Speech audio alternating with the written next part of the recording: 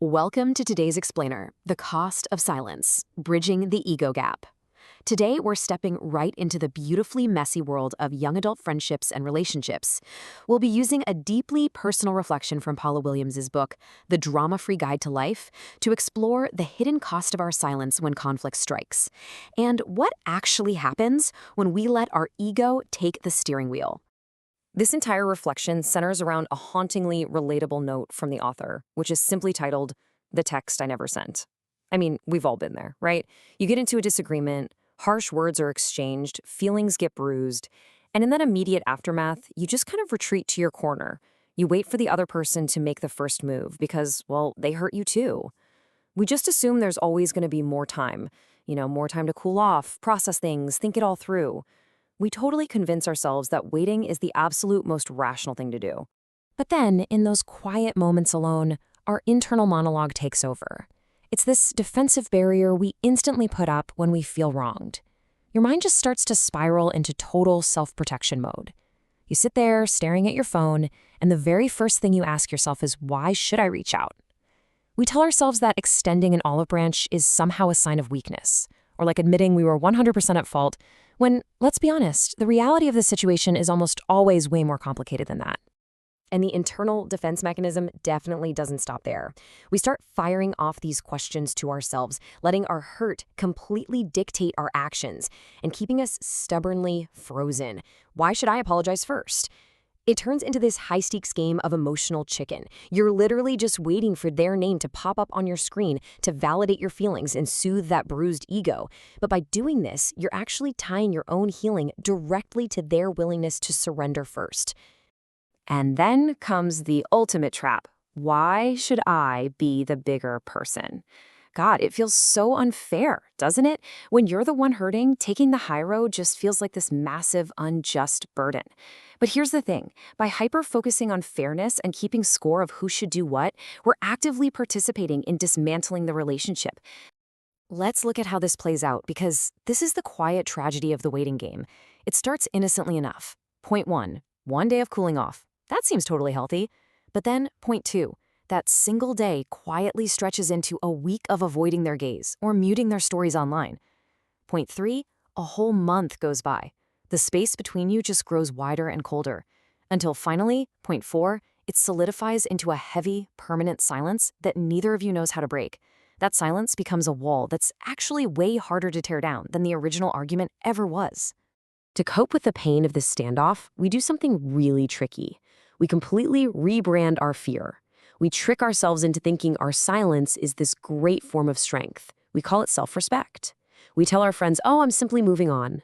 But years later, with the benefit of hindsight, Williams points out the hard truth of what it actually was. It was never self-respect. It was just pride, and not the good kind that helps you stand tall, but the destructive kind that stands squarely in the way of human connection.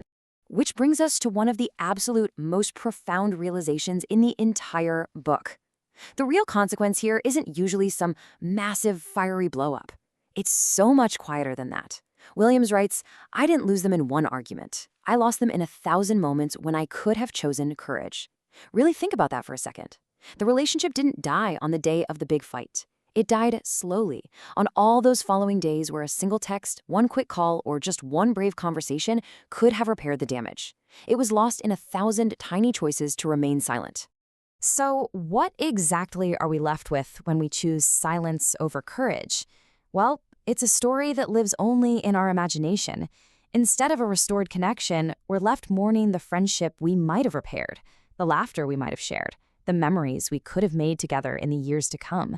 And most tragically, we mourn a version of ourselves, a more mature, evolved dynamic that simply never got a second chance, all because it was sacrificed to ego. It's an incredibly tragic reality. Sure, sometimes people leave our lives because they genuinely weren't meant to stay. That is just a natural part of growing up. But sometimes relationships end simply because, as Williams beautifully puts it, two hurting people stood on opposite sides of a bridge waiting for the other one to cross first. It's just a heartbreaking image.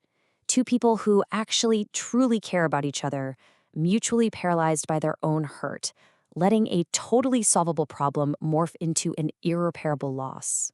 If Williams could speak directly to her younger self, and really to any of you listening right now who might be caught in a standoff with a friend or a partner, she'd offer this hard-earned warning. Don't let your ego make decisions your heart will have to grieve later. See, your ego is totally focused on winning the moment. It wants to protect you from feeling vulnerable, but your heart is the thing that actually has to live with the long-term absence of that person. Please do not let your temporary pride dictate your permanent future. Okay, so how do we actually break this cycle? Here is the actionable, terrifying, yet incredibly simple solution to drop your ego and cross that bridge. Step 1, send the text. Just a simple, hey, can we talk? Step 2, make the call.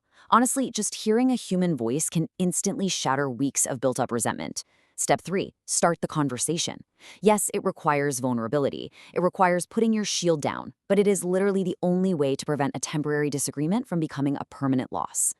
Now, we do have to be realistic here. Crossing the bridge does not guarantee a perfect reunion. You might send that text and not get the response you're hoping for. Because, as the author notes, not every relationship can be saved. Some bridges really are burned beyond repair. But some can be saved. And the absolute only way to find out which category your relationship falls into is by taking that first step. By reaching out, you are guaranteeing that you chose courage and connection over stubbornness. And the beautiful thing is, even if the friendship has run its course, you won't have to carry that heavy, exhausting burden of what if. You'll sleep better knowing you tried, knowing you didn't let pride make your choices for you. So as we wrap up this explainer, I want you to take a hard look at your own life and the silences you've allowed to stretch on for just a bit too long. Who is the person you need to text right now?